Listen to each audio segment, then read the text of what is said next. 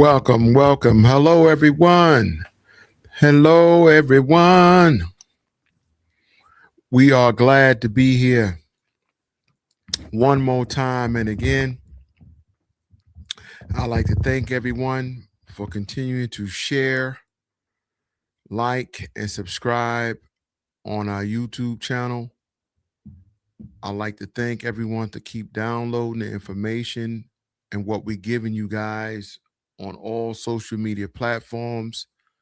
We thank you guys for staying with us, working with us, and showing the love and support. I am your host, Jermaine McCrimmon, and this is Humanity Unplugged podcast. Shout out to all my friends at work. We have a good time. If you know, you know. For my people on the third floor, I like to say to everyone, if you do something that you love to do, it's never work. It's never a situation where you don't enjoy going in and doing what you love to do. I like to give an honor to the Most High, who keeps us on our straight and narrow, who give us a splendor of our strength, who also give us our right mind to think and the ability to have an opportunity to have a better day than we had yesterday. For all my first time listeners, take off your shoes, relax your feet, put your feet up, get you something cold and refreshing. We got a lot to talk about. My last video I did, last podcast I did, I thought it was necessary to give you guys a few things in that last video, episode 147. And hopefully you guys enjoyed it. A lot of people didn't download it. A lot of people didn't listen to it, and neither there. I don't care. I do what I try to do because of what our state of our country is in.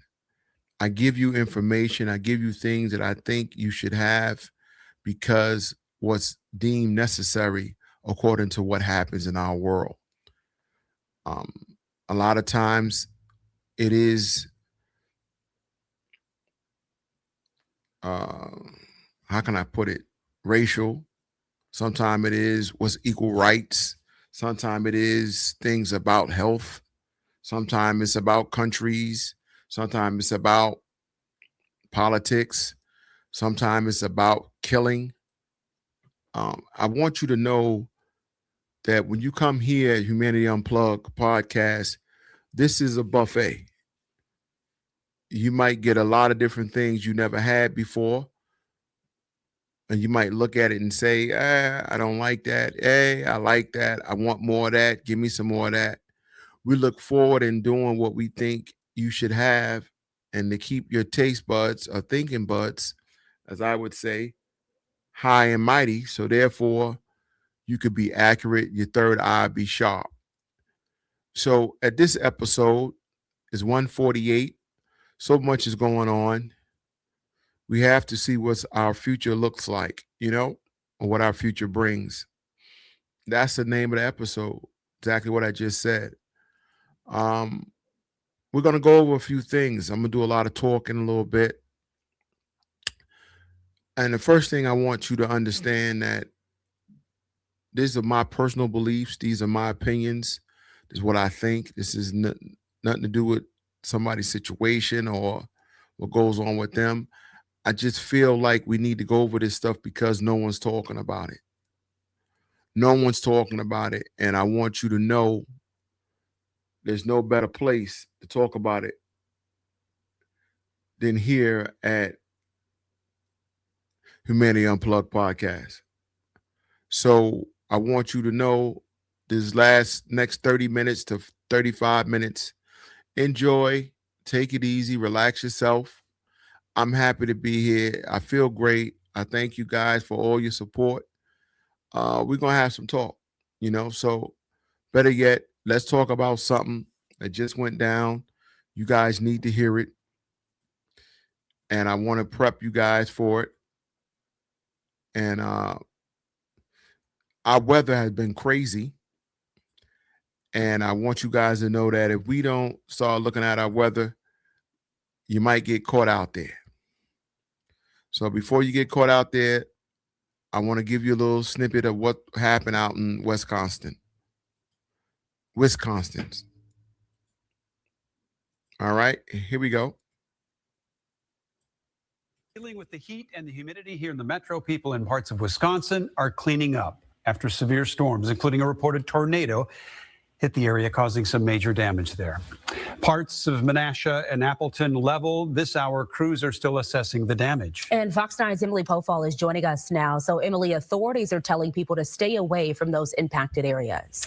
Right, Simone. Menasha PD says traffic, along with downed trees and power lines, was blocking first responders from helping at one point. I spoke with a man driving through the storm in the middle of his workday. He says he actually meant to drive around it, but the dangerous conditions came on fast. This isn't bad. This is the main street in Menasha. Devastating storms in northeast Wisconsin Monday afternoon, leveling parts of Menasha.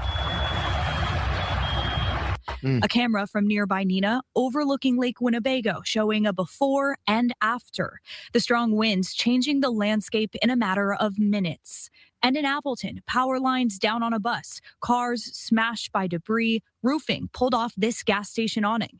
Police and fire departments around the area closed roads as emergency crews assessed the damage. Came upon us quick. Alexander King, a delivery driver headed to Menasha, inadvertently drove his box truck into the storm. I could see the debris flying, could hear the wind blowing, rain. It was so gray out that you really couldn't see any rotation. You have to pull over? Oh, yeah, I pulled over, because because I have a box truck. So it was kind of starting to sway. I'm like, luckily I just loaded up, so it's pretty heavy. But if I would have been empty, I believe I probably would have flipped over. King snapped these pictures while he was stuck on Highway 441 near Menasha. Cars wrapped in twisted metal, a semi tossed up onto the median. A state DOT camera capturing the strong winds hitting that same highway moments earlier.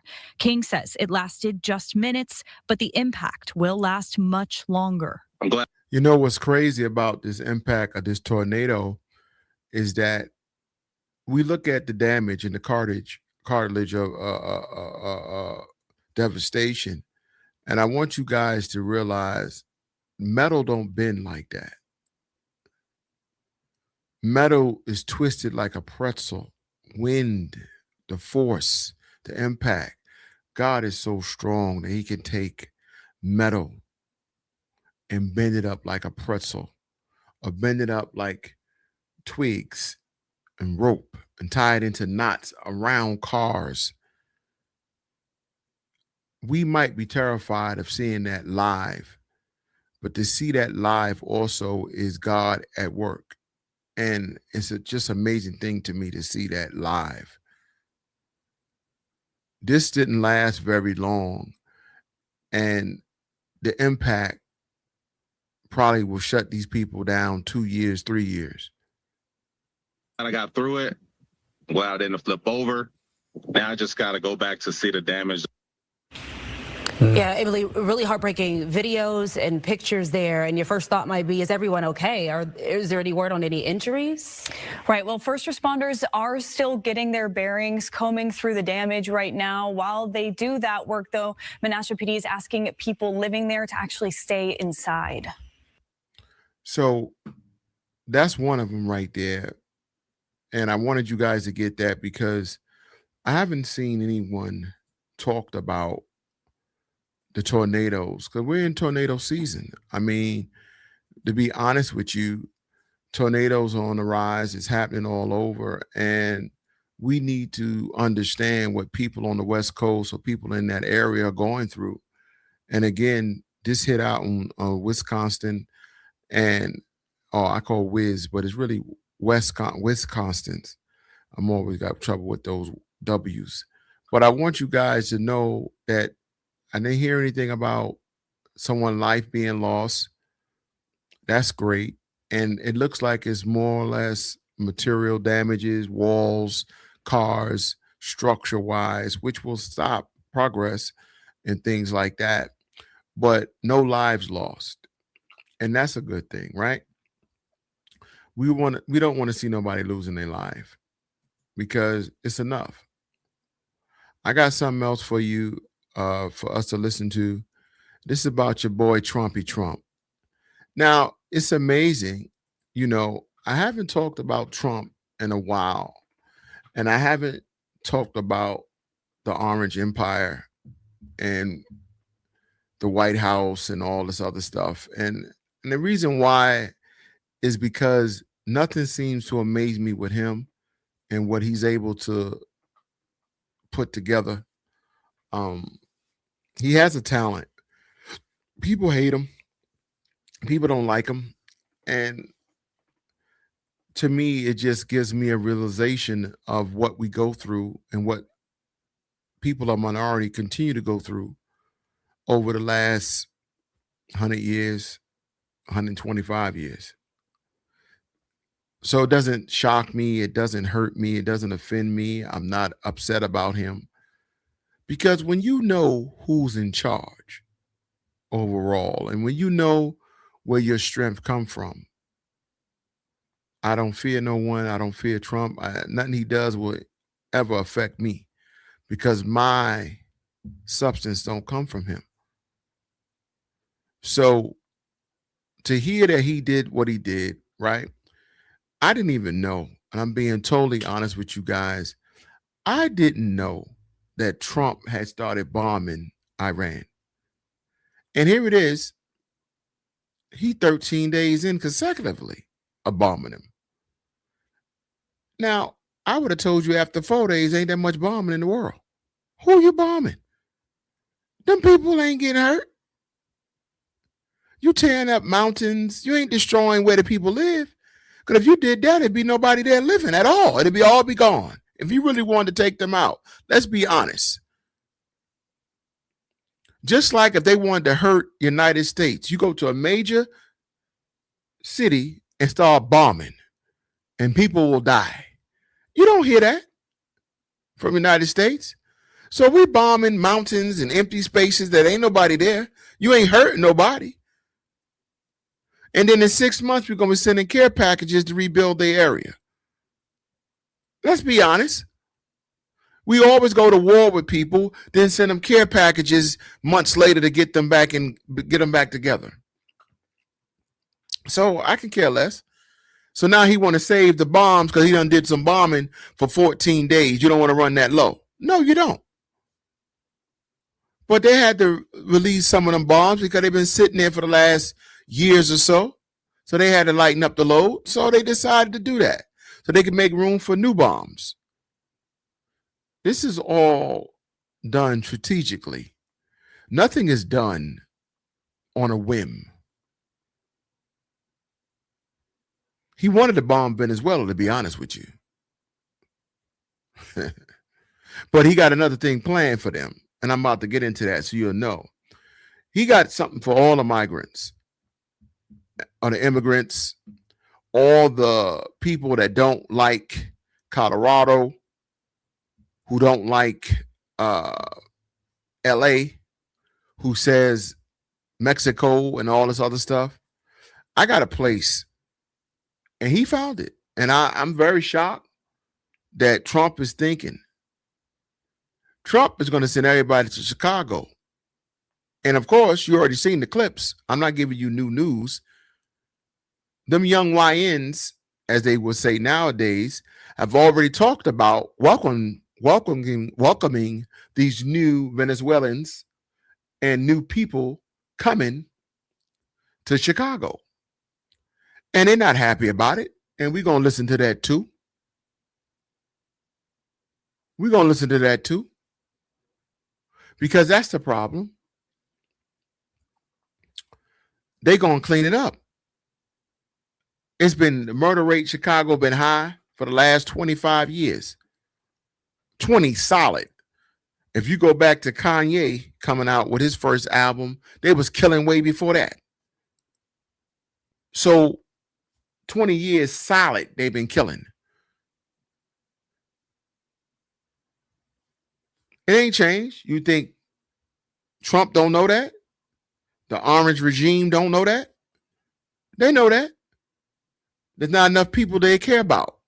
So instead of solving the problem, they said, let's send some of them Venezuelans over there and let them meet up with them black people and them Bloods, Crips, and them young YNs.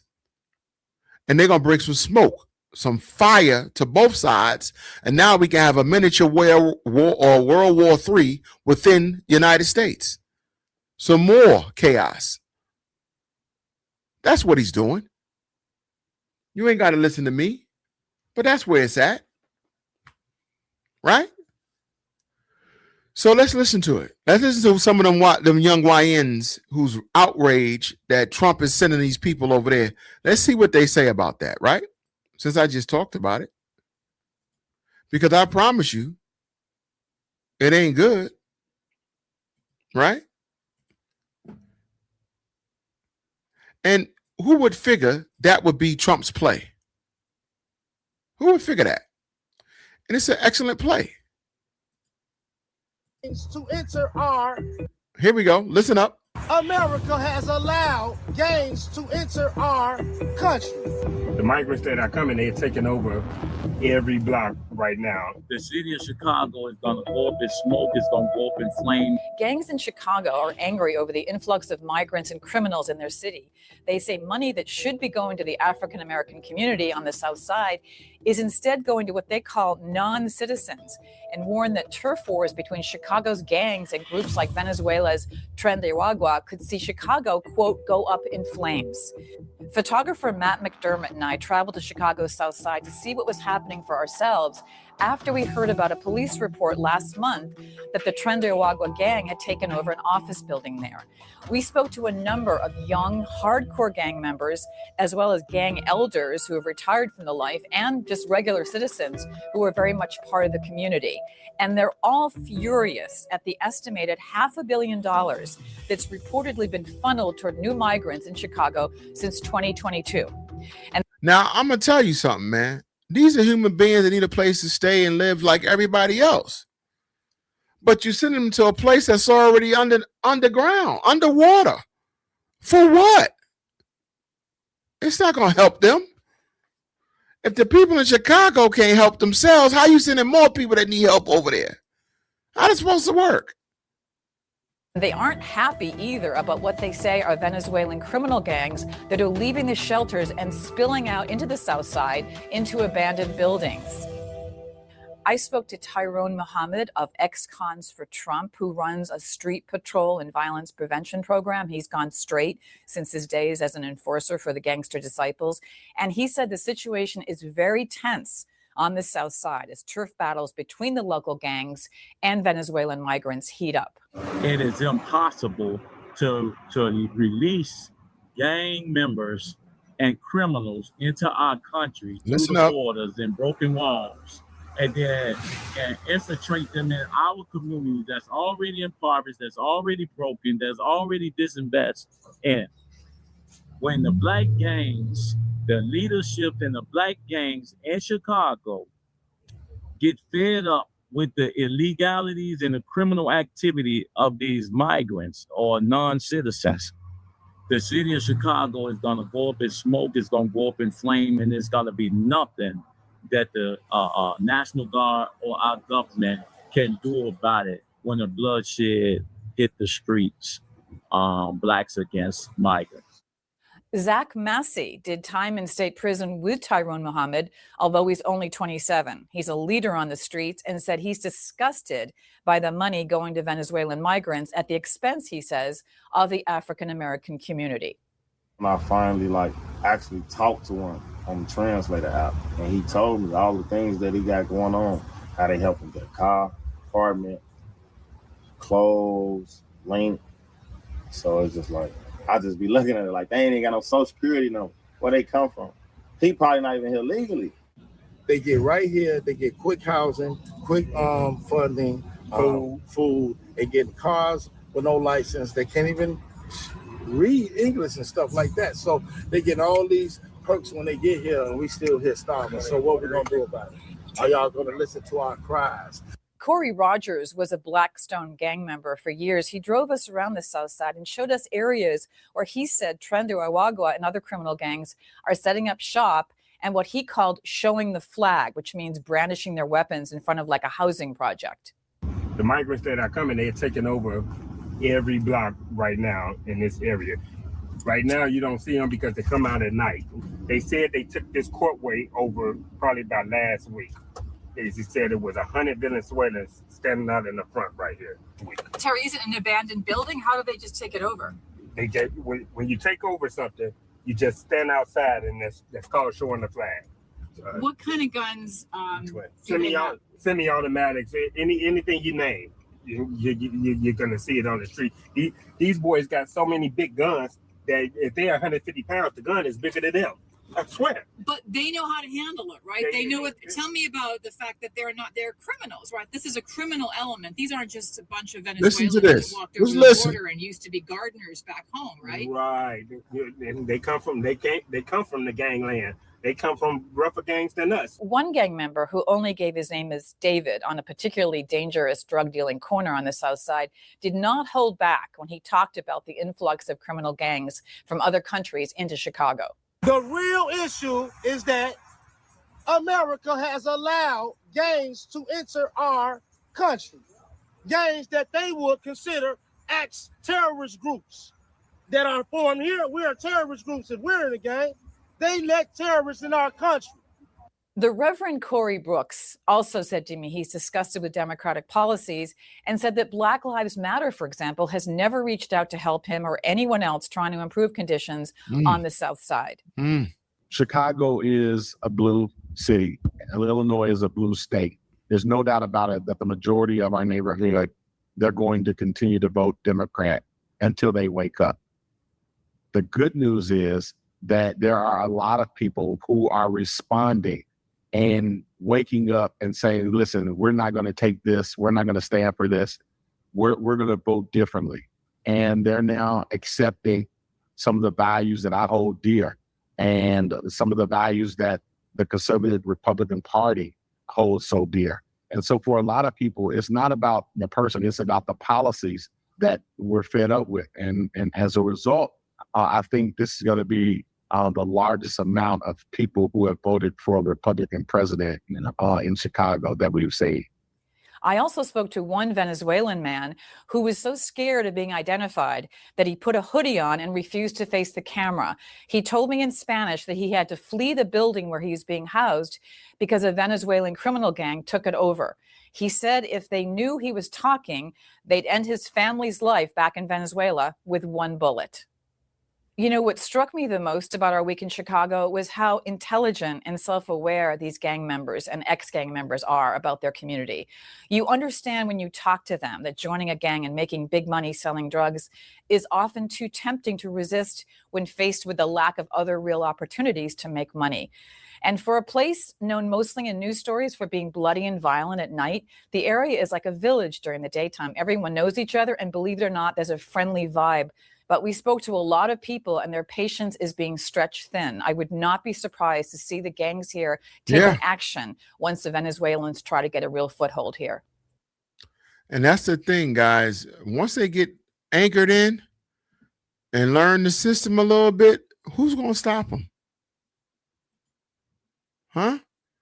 Who's going to stop them? They're going to be on the move big time because there's nothing there to stop them.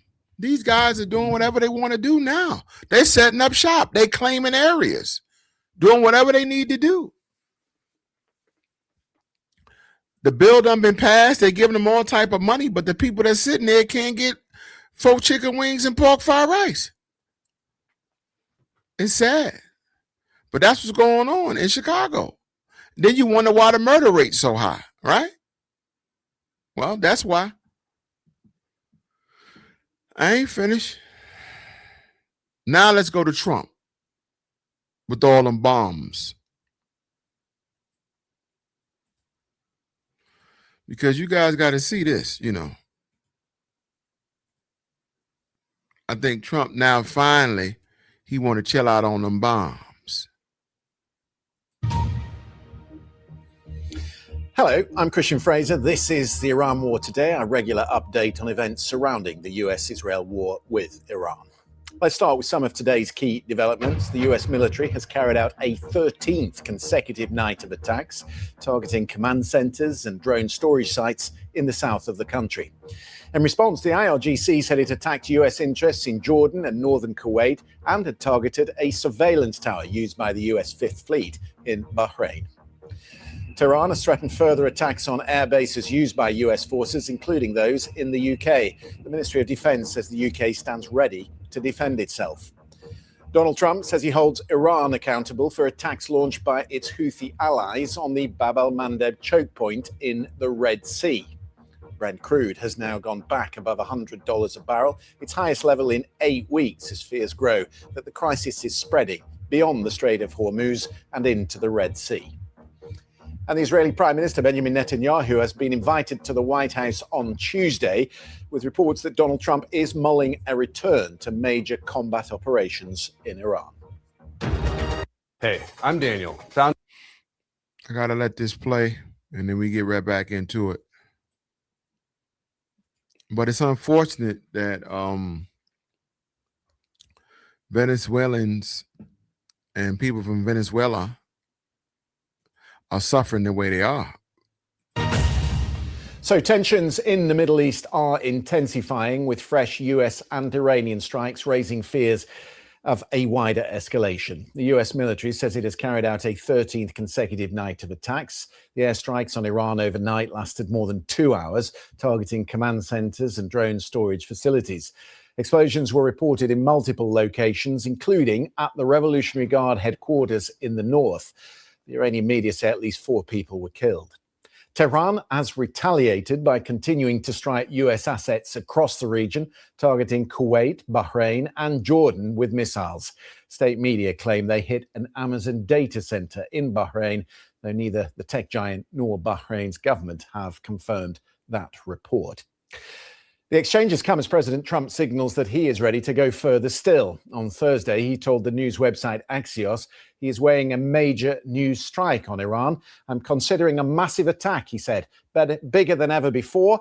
I'm close to making a decision. We are all set for it. Iran, he added, has still not received enough pain.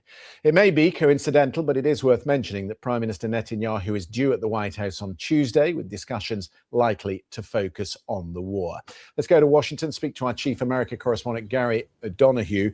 The threats for another massive attack, do you think that is in the planning, Gary, or is it some of the same pressure tactics we've seen before?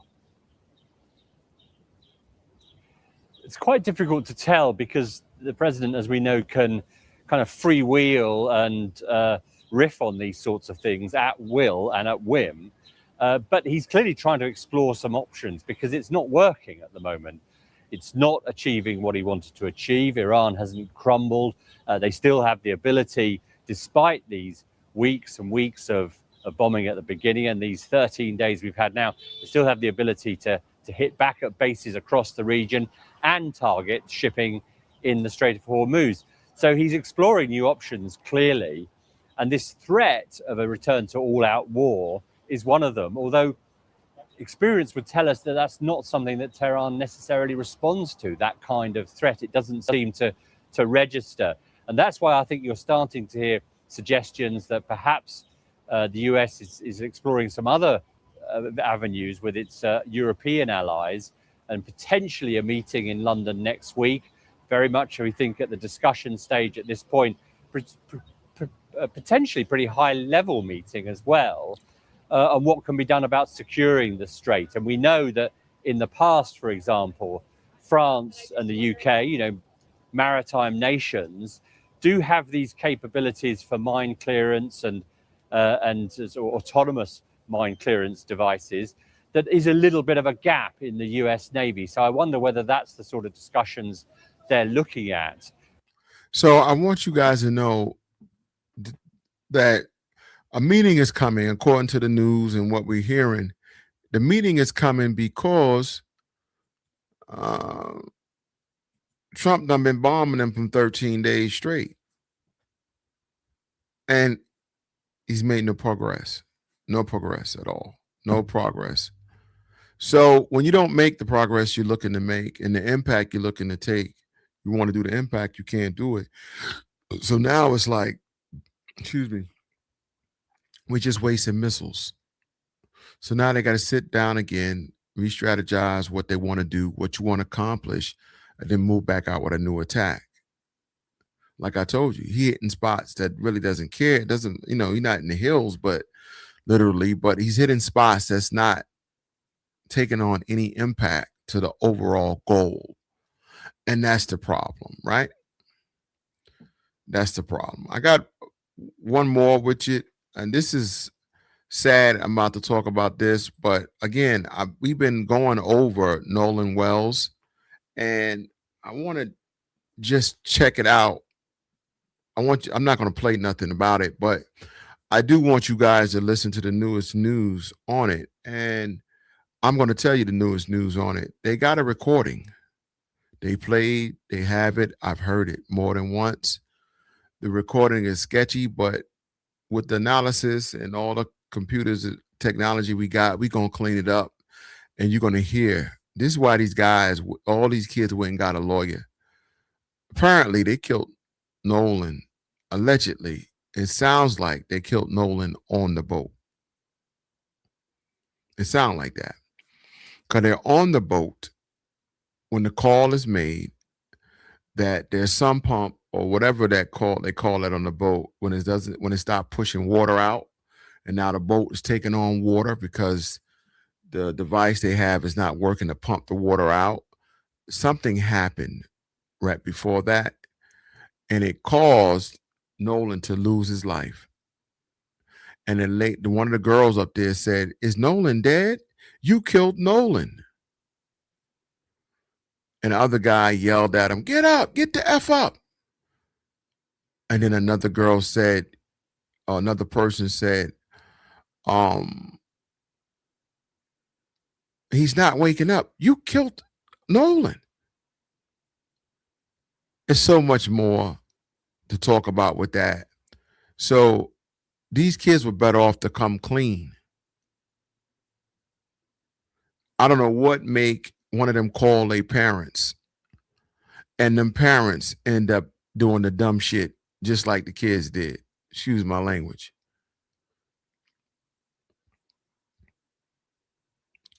When people do dumb stuff, you don't compound it and do something right behind it worse than what you just did. What's done is done. You can't take it back. It won't get no better. Nothing about it. Nothing. It ain't gonna get no better. The life is lost. Now do the right thing and hold yourself accountable for it. And it's funny because I just was talking to some people about accountability. And I talk about accountability all the time. And it's so sad how adults will not hold their own children accountable. And if you continue to do that, those same children will be adults with no accountability. And that's what really happened. They might have killed him by accident. I don't think they deliberately took him out. But even if they did, what the parents is going to be end on it now by covering up evidence, deleting text messages, erasing phone calls or Instagram, social media platforms. That's what we doing? To cover up your kid F up because he messed up?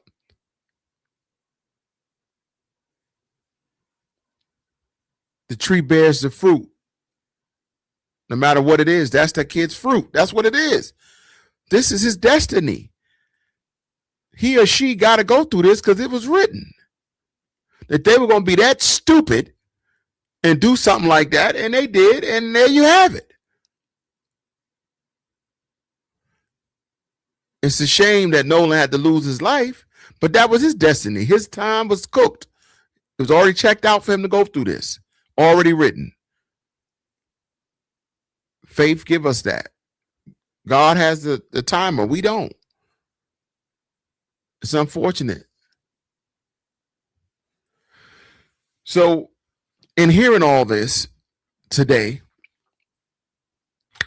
I ran across another child that came up missing and died out in, I think, Rochester, New York.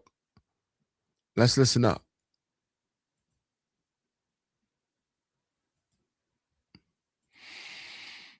It's not cool, you know what I'm saying? But I think that happened out there. No. Hold on. Did I get it? Oh, man. I don't know if I got it. I don't see it. Let me see, can I get it? But anyway, I'm going to talk to you guys while I bring it up. It's sad.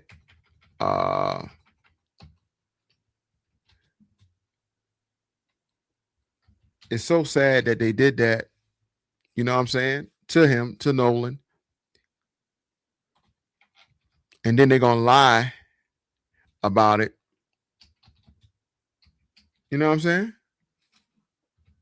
Like, how y'all do that? So sad. So here it is. I got it. And I'm going to play it and we're going to listen up to it. People are so evil and hatred in their heart. Here we go.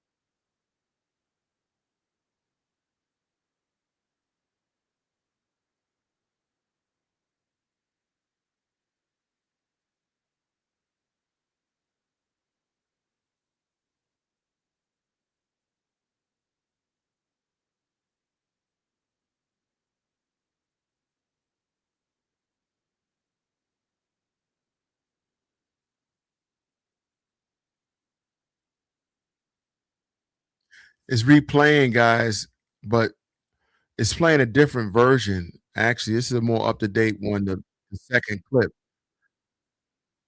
They did find him. Here we go.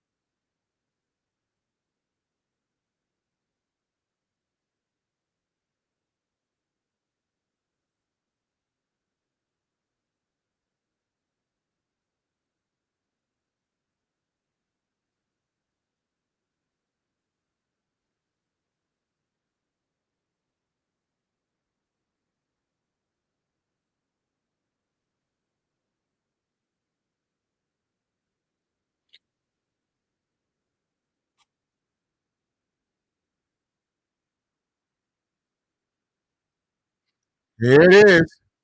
They found him. They confirmed it.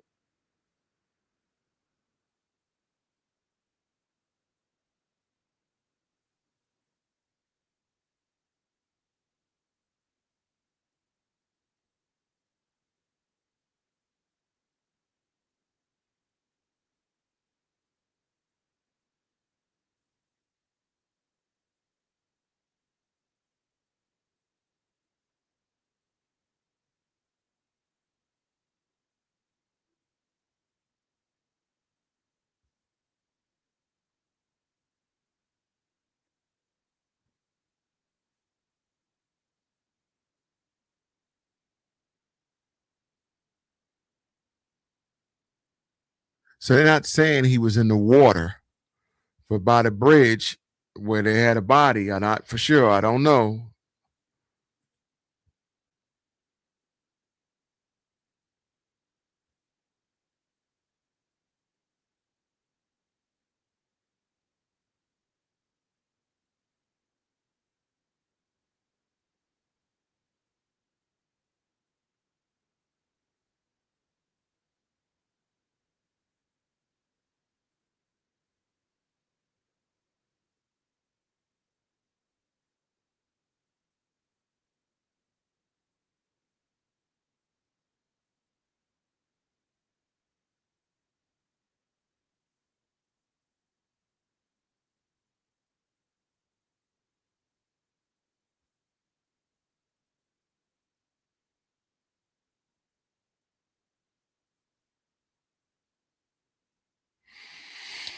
It's sad, man. He had a learning disability, and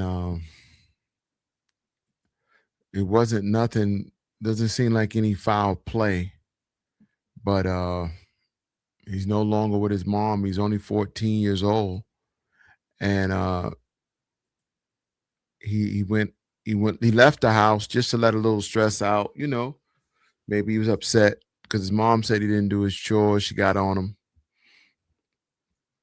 and he ended up never coming back.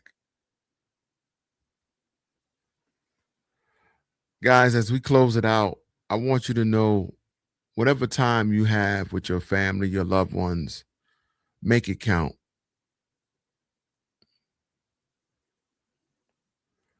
Make it count.